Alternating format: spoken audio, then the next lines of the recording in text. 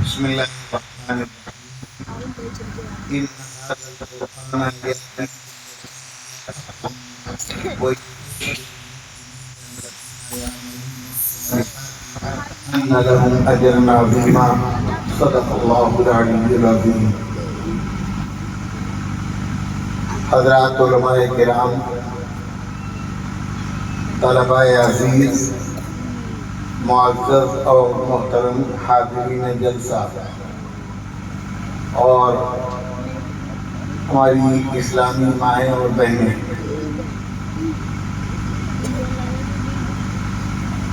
بہت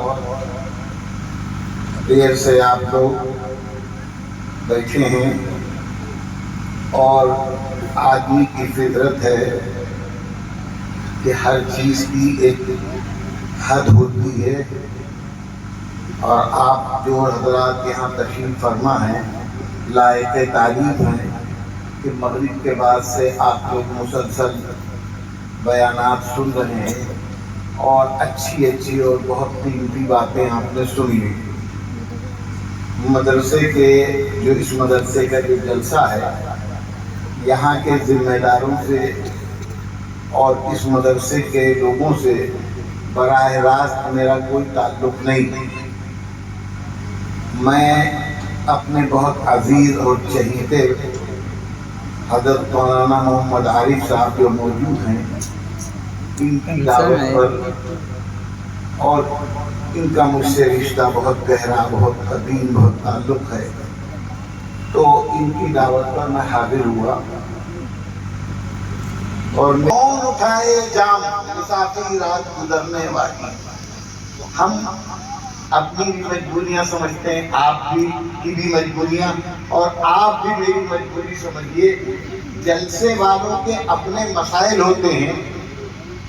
جو لوگ میرے بعد سب آئے، مولانا اسلام اللہ صاحب بھی میرے بعد آئے، قاری صاحب بھی میرے بعد آئے، اور سب قریب کے لوگ ہیں، اور سب مجھ سے کم عمر لوگ، مگر کوئی میری نہیں سنی گئی۔ اور اب مجھے بٹھایا گیا، سب عقل والے لوگ ہیں، سمجھدار لوگ ہیں۔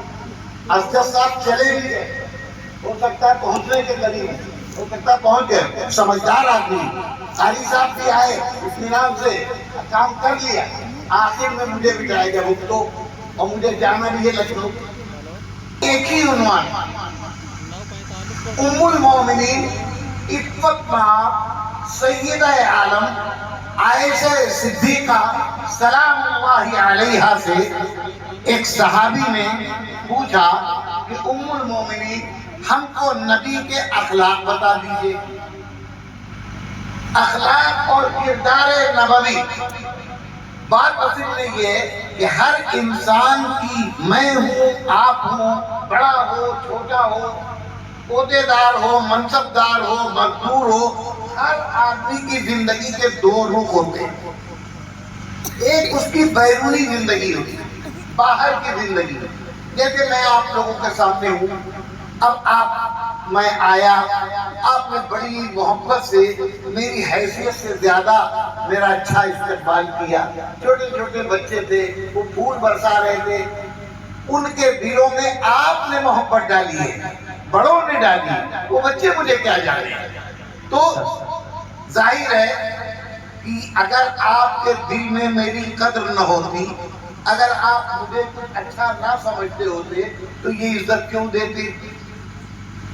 یہ ہے میری باہر کی زندگی۔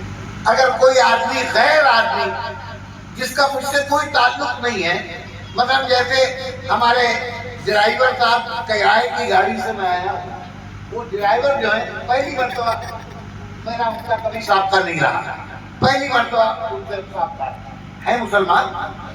اب ظاہر ہے وہ میرے ساتھ پہلی مرتبہ آئے، اب انہوں نے دیکھا ہوگا تو ان کے دل میں روک تو جمع ہی ہوگا کہ مولانا کو معلوم ہوتا بڑے آ گئے، اتنا لوگ ان کو چاہ رہے ہیں، اتنی محبت کر رہے ہیں۔ وہاں سنولی میں بھی اسی طرح، یہاں بھی آپ لوگوں نے، یہ ہے میری باہر کی زندگی۔ میری بیٹی بیٹے بتائیں گے، میرے گھر کے لوگ جو ہر وقت میرے ساتھ رہتے ہیں، آس پاس میرے مدرسے کے میرے اسٹاف کے ساتھ کام کرنے والے لوگ بتائیں گے کیوں بہت مشکل ہے بچنا بادئے گلگوں سے خلوت میں، بہت مشکل ہے بچنا بادئے گلگوں سے خلوت میں، بہت آسان ہے یاروں میں معاذ اللہ۔ حافظ شیراز نے کہا تھا کہ وائدہ کی جلوہ بر محرابو منبر می کنن، وائدہ کی جلوہ بر محرابو منبر می کنن، کیوں بخلوت می رون آکالے دیگر می کنن۔ یہ 22 لوگ، یہ نصیحت کرنے والے لوگ، یہ لمبی چوڑی تقریریں کرنے والے لوگ محراب اور منبر پر بیٹھتے ہیں تو لچکدار باتیں کرتے ہیں، لیکن جب تنہائیوں میں جاتے ہیں تو ان کی زندگی دوسری ہوئی۔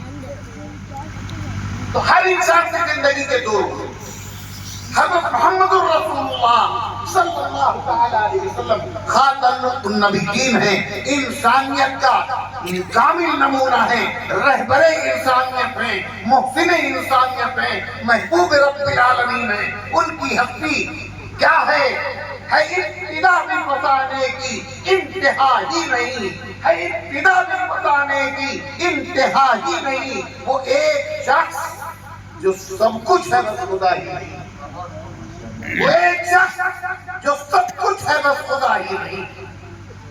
اب اس کے بعد کیا کہا جائے؟ لیکن زندگی تو ان کی بھی دو رخ کی تھی، ان کا بھی تو اپنے بال بچوں کے ساتھ معاملہ بھی تھا، اس لیے صحابی اکیلے میں پہنچے، ام المومنین، اے میری اماں جان، اے سیدہ صدیقہ طاہرہ باعصمت باکردار نبی کا حرم صدیق کا فخر، ام المومنین عائشہ صدیقہ سے کیا کون عائشہ؟ نور کا قلم لے کر لکھ دیا تھا قدرت نے، نور کا قلم لے کر لکھ دیا تھا قدرت نے، تاج دونوں عالم کا عائشہ کے دامن میں۔ وہ عائشہ عائشہ صدیقہ سے پوچھا، ام المومنین ہمیں نبی کے اخلاق اور کردار کے بارے میں بتا دیجیے۔ ام المومنین نے سیدھا سا سوال کر دیا، کیا آپ قرآن نہیں پڑھتے؟ کیا تم قرآن نہیں پڑھتے؟ ام المومنین قرآن تو پڑھتے، کہا پھر اب کیا پوچھنے آئے ہو؟ کانا خلقہ القرآن، بس قرآن صامت ہے، لکھی ہوئی حروف کی شکل میں جو قرآن ہے، بولتا ہوا قرآن جو قرآن میں لکھا ہے نبی نے وہ کر کے دکھایا ہے۔ لہذا نبی کی زندگی دیکھو، عمل یہ قرآن، قرآن کھول کر دیکھو کتابی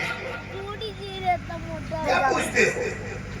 اس لیے یہ جو آپ کے جلسے کا عنوان ہے بڑا مبارک عنوان ہے، ایک ہی میں دونوں چیزیں آ گئیں، عظمت قرآن اور تحفظ ناموس رسالت۔ اب قرآن کی عظمت کے تعلق سے ایک بات سے فرض کر دوں، بہت ساری باتیں بہت بڑے بڑے لوگوں سے، بہت اچھے اچھے لوگوں سے بہت دیر سے آپ سنتے آ رہے ہیں، نظم کی صورت میں بھی، نثر کی صورت میں بھی۔ اب مزید میں کیا بتا سکوں گا؟ ایک بات میں بھی اپنی طرف سے کہہ رہا ہوں، وہ یہ ہے کہ دیکھیے اللہ تبارک و تعالیٰ نے قرآن کے علاوہ اور نبیوں پر اور کتابیں بھی اتاری، کم سے کم 4 کتابوں کے نام ہر مسلمان کو معلوم ہے، کیونکہ قرآن میں ان کا ذکر ہے۔ تورات حضرت موسیٰ پر، زبور حضرت داؤد پر، انجیل حضرت عیسیٰ پر، قرآن حضرت محمد صلی اللہ علیہ وسلم پر، 4 کتابیں جن کا ذکر قرآن پر۔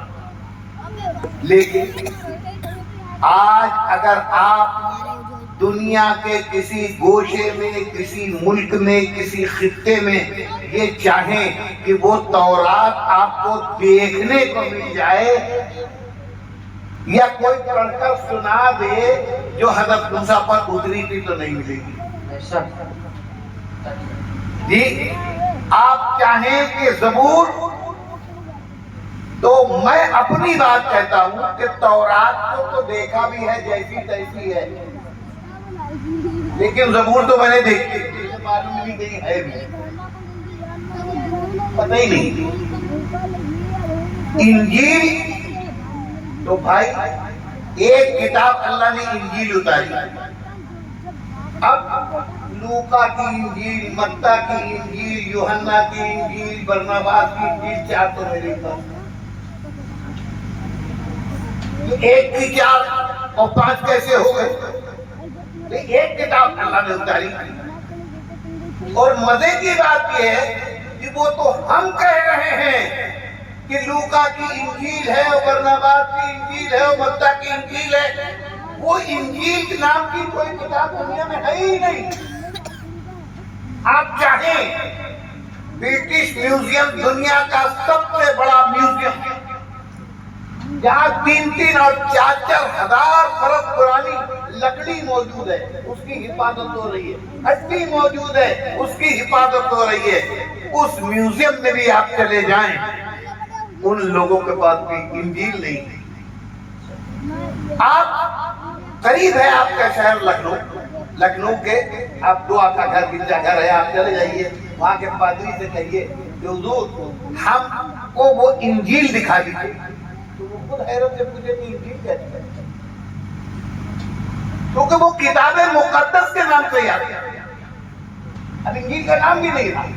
اچھا چلیے کتاب مقدس، تو اب آپ ان سے یہ کہیے حضور وہ اوریجنل والی جو پیغمبر عیسیٰ پر اتری تھی وہ ہم چاہتے ہیں دیکھنا، کہاں ملے گی؟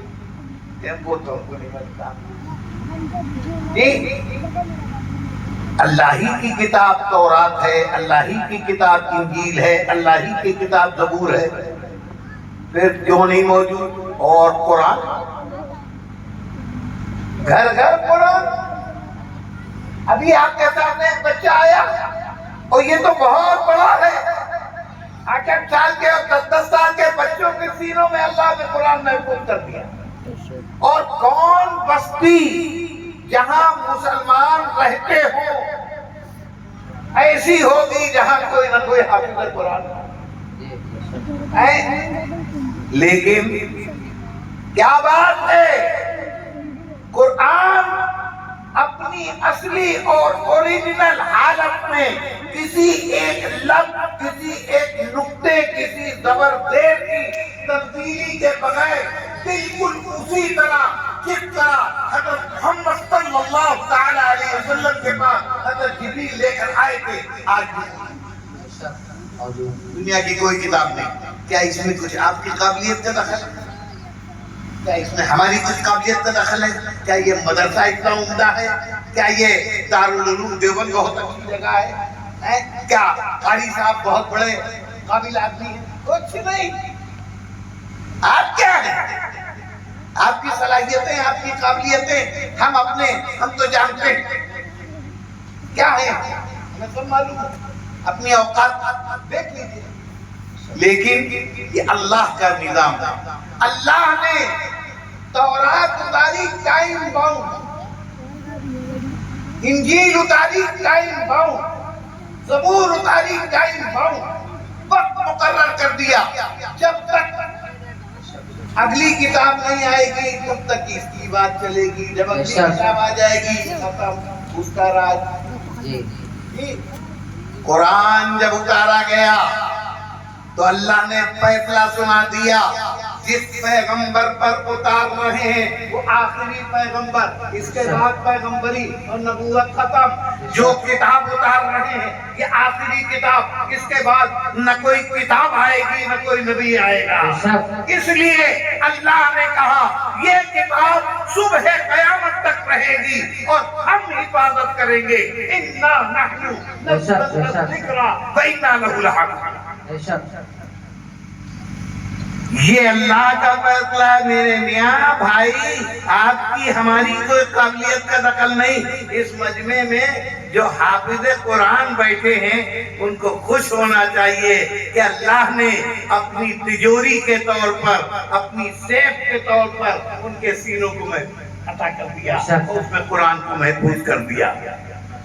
اور ایک آخری بات اور بتا دوں قرآن کے تعلق سے، وہ یہ ہے کہ بڑی غیرت مند ہستی کا کلام ہے، بادشاہوں کے بادشاہ کا کلام ہے، لہذا جیسا متکلم ویسا کلام، عظمت والی ہستی کا کلام ہے۔ اس لیے فیصلہ یہ ہے کہ اس سینے میں محفوظ کیا جائے گا جو سینے ایمان سے معمور ہوگا۔ بے ایمان کے سینے میں قرآن نہیں محفوظ کیا جائے گا، کسی قادیانی کے سینے میں قرآن نہیں رہ سکتا، کسی رافضی کے سینے میں قرآن نہیں رہ سکتا، قرآن ایمان والے کے سینے میں ہوگا۔ اس لیے ہم فخر سے کہہ سکتے ہیں کہ ہمارے ہی گھروں میں اسوہ حسنہ کی دولت ہے، ہمارے ہی گھروں میں اسوہ حسنہ کی دولت ہے، ہمارے ہی گھروں میں حافظ قرآن، ہمارے آپ کے قرآن ہوتے ہیں۔ اس لیے میرے عزیزوں، میرے بھائیوں، اللہ کے نبی صلی اللہ تعالی علیہ وسلم اللہ کے آخری نبی ہیں، انہوں نے سب سے کچھ نہ دیا ہوتا، نبی نے کچھ نہ دیا ہوتا، صرف قرآن دے دیا ہوتا۔ خدا کی قسم ہمارے فخر کے لیے، ہماری عزت کے لیے، ہمارے فخر کے لیے، ہماری شناخت کے لیے، ہمارے تعلق کے لیے کافی ہے۔ آج اپنی تمام تر بے سر و سامانی، اپنی تمام تر بے وضاحتی اور اپنی تمام تر پختہانی کے باوجود ہم یہ کہہ سکتے ہیں ہمارے پاس اللہ کی کتاب اوریجنل حالت میں موجود ہے، دنیا میں کسی کے پاس نہیں لوٹے گا۔ یہ ہے ہماری شناخت، یہ ہے ہماری پہچان، یہ حضرت محمد الرسول اللہ صلی اللہ تعالی علیہ وسلم کی واپس کے ساتھ وابستگی کی وجہ سے ہے۔ سلام ہے وہ کہ تیرے نام پر مٹ جانا، سلام ہے وہ کہ تیرے نام پر مٹ جانا، سمجھتے ہیں کمال زندگی جانو جگر والے، اور سلام ہے وہ کہے تیری غلامی میں شہنشاہی، سلام ہے وہ کہے تیری غلامی میں شہنشاہی، بلالو، حیدرو، صدیق و عثمانو، عمر والے، وآخر دعوانا ان الحمدللہ رب العالمین۔